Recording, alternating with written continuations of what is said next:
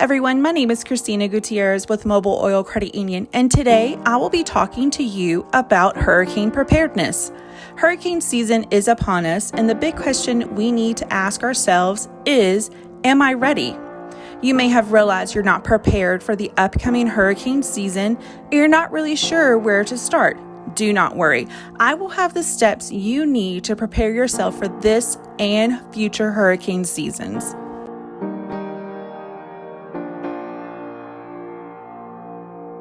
The World Meteorological Organization released the 2022 Atlantic tropical hurricane names. The official start of hurricane season begins on June 1st and it will end on November 30th. Now is the time to get ready and prepare for the upcoming hurricane season. The first step in hurricane preparedness is to familiarize yourself with the 5 categories of the hurricane intensity scale.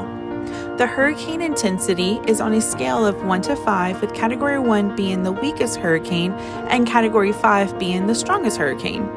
Let's take a closer look at hurricane intensity scale, starting with Category 1, which has dangerous winds with speed of 74 to 95 miles per hour.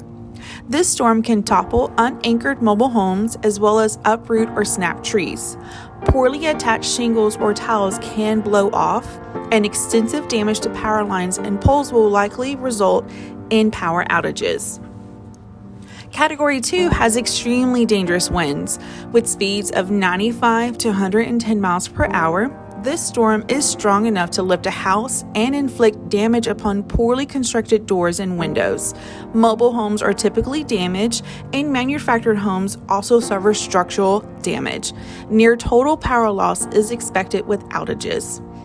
Category 3 has devastating wind speed of 111 to 129 miles per hour. This storm can cause structural damage to small residents and utility buildings, particularly those of wood frame or manufactured materials. Buildings that lack a foundation, such as mobile homes, are usually destroyed. Electricity could be unavailable for several days to a few weeks after the storm passes.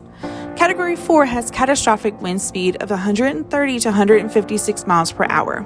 The roofs on homes are blown off, mobile and manufactured homes are leveled, most trees will be snapped and or uprooted, and power lines are damaged. Electricity could be unavailable for several days to a few weeks after the storm passes. On to Category 5, which has wind speed of 157 miles per hour or more and will cause catastrophic damage to the area. These storms cause complete roof failure on residents and industrial buildings, very heavy damage to wood frame structures, and total destruction to mobile or manufactured homes. Massive evacuation of residential areas may be required if the hurricane threatens populated areas. Power outages will last for weeks to possibly months. The second step in hurricane preparedness is to know the difference between a hurricane watch and a hurricane warning. A hurricane watch means hurricane conditions with sustained winds of 74 miles per hour or higher are possible in a stated area. Experts announce hurricane watches 48 hours before they expect tropical storm force winds, which are sustained winds of 39 to 73 miles per hour. A hurricane warning is more serious. It means hurricane force winds are expected in a stated area. Experts issue these warnings 36 hours before tropical storm force winds are expected in the area to give people enough time to prepare for the storm. The third step in hurricane preparedness is to create an emergency response plan. There are 5 steps in creating an emergency response plan, but we're going to take a closer look at what you need to do for step 1 and 2. Your first step is to get your home ready. You will clear your yard, make sure there's nothing that can blow around during the storm and damage your home. Move bikes, lawn furniture, grills, propane tanks, and building materials inside or under shelter. Cover up your windows and doors. Use storm shutters or nail pieces of plywood to the outside window frames to protect your windows. This can help keep you safe from pieces of shattered glass. Be ready to turn off your power if you see flooding, down power lines, or if you have to leave your home, switch your power off. Fill clean containers with drinking water. You can also fill up your sinks and bathtubs with water for washing. You'll want to do this in case you lose your water supply during the storm. The second step is to start your home inventory. Create a list of recent purchases, record serial numbers, keep proof of value, which are your store receipts, purchase contracts, or appraisals, and don't get overwhelmed. Once you've started your inventory, keep going. Even if you can't get it all done immediately, it's better to have an incomplete inventory than nothing at all. Be sure to walk through your house or apartment videotaping and describing the contents.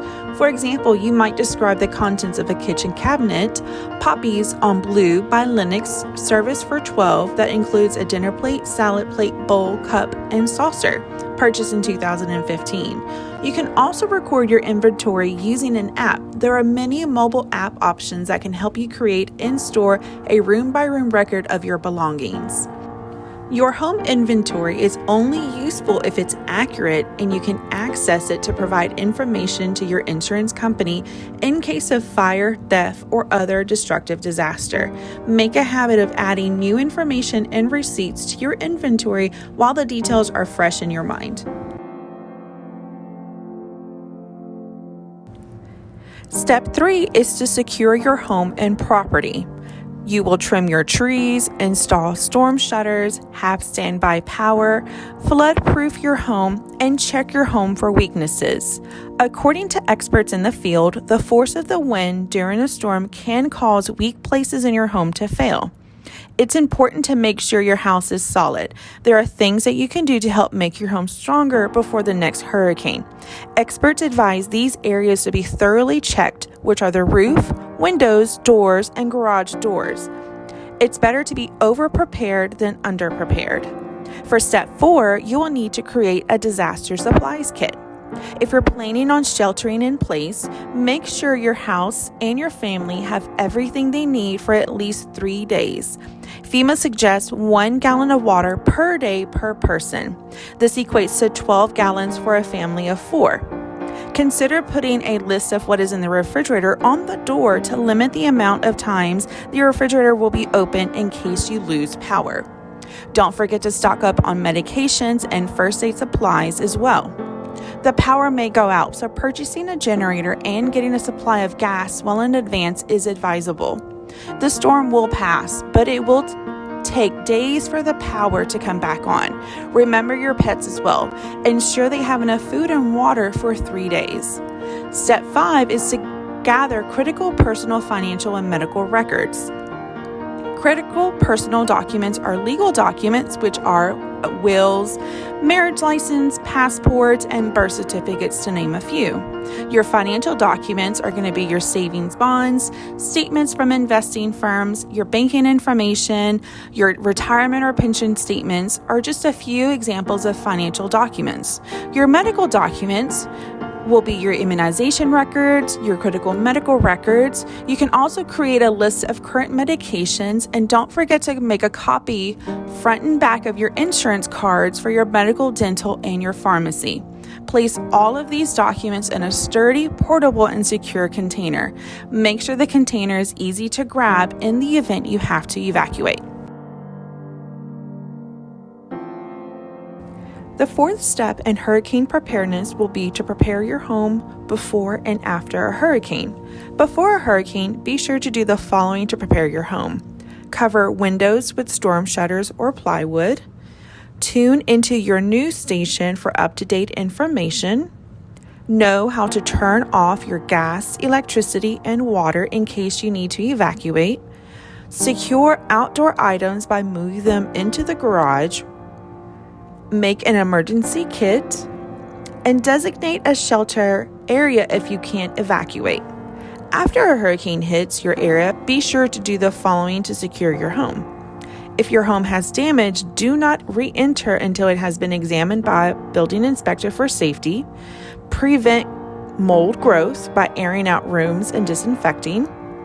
Tap water may not be safe to drink, so listen to local warnings. Throw away food that may be unsafe.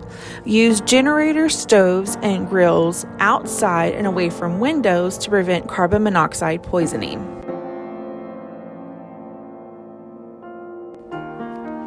You have your emergency response plan set, and you have your plans to prepare and secure your home before and after a hurricane. Now we're going to look at the fifth step, which will be to develop an evacuation plan. An evacuation plan will consist of 3 to 4 steps. Step 1 will be to pack a go bag with IDs for yourself and your family, cash in case the power is out and you have to pay for things without credit or debit cards, a change of clothes, personal hygiene items such as toothpaste, toothbrush, soap, your medications, lists of important phone numbers. Step 2, follow evacuation orders if they are given, and before you leave your home, make sure you unplug your appliances. If you have time, turn off gas, electricity, and water. Step 3, plan several routes. Don't wait until the last minute to plan your evacuation. Identify where you can go in the event of an evacuation. Try to have more than one option: the home of a friend or family member in another town, or hotel, or a shelter. Keep the phone numbers and addresses of these locations handy. Put all evacuation plans in writing with important addresses and phone numbers and give them to each member of your family. To ensure you and your family are fully prepared for a sudden evacuation, do a real-time test. Give yourself just 10 minutes to get your family and belongings into the car and on the road to safety. By planning ahead and practicing, you should be able to gather your family members and pets along with the most important items they will need calmly and efficiently with a minimum of stress and confusion. Step 4 will be for pet owners. Make sure you plan for your pets. If it's not safe for you to stay in your home during an emergency, it's not safe for them either. Include supplies for your pets in an emergency kit, or assemble an emergency kit just for your pets. Know a safe place to take your pets. Know which hotels or motels along your evacuation route will accept pets in an emergency. Call ahead for reservations if you know you may need to evacuate. Ask if no pet policies could be waived in an emergency. Know which friends, relatives, boarding facilities, animal shelters, or veterinarians can care for your animals in an emergency. Prepare a list with those phone numbers. Although your animals may be more comfortable together, be prepared to house them separately. Include your pets in evacuation drills so that they become used to entering and traveling in their carriers calmly. Make sure your pets' vaccinations are current and all dogs and cats are wearing collars with securely fastened, up-to-date identification. Many shelters will require proof of current vaccinations to reduce the spread of diseases. Consider having your pet microchipped by your veterinarian. Your pet's behavior may change dramatically after a disaster, becoming aggressive or defensive.